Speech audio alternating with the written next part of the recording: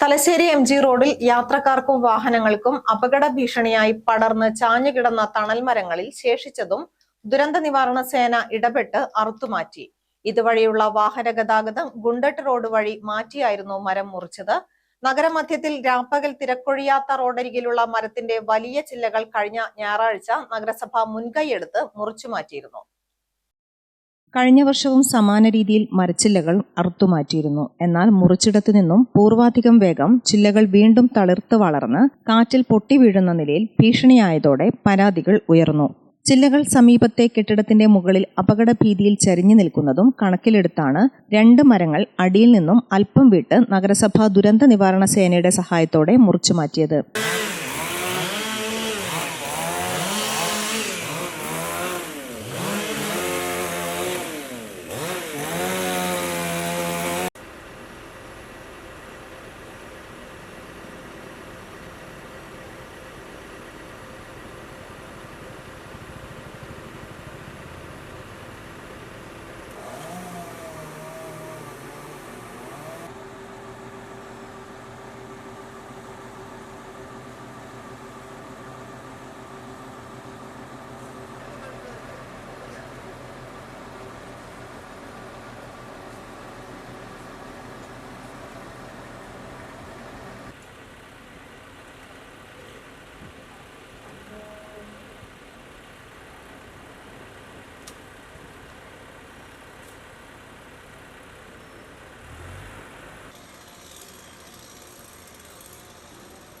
സമീപത്തുള്ള സ്കൂളുകളിലെ വിദ്യാർത്ഥികൾ ബസ് കാത്തു നിൽക്കുന്നിടത്താണ് അപകട ഭീഷണിയിൽ ഉയർന്ന വലിയ മരച്ചില്ല ചരിഞ്ഞുകിടന്നിരുന്നത്. കൂറ്റൻ ക്രെയിൻ എത്തിച്ചാണ് ഏറെ ഉയരത്തിൽ വളർന്നിരുന്ന ചില്ലകൾ വെട്ടിമാറ്റിയത്.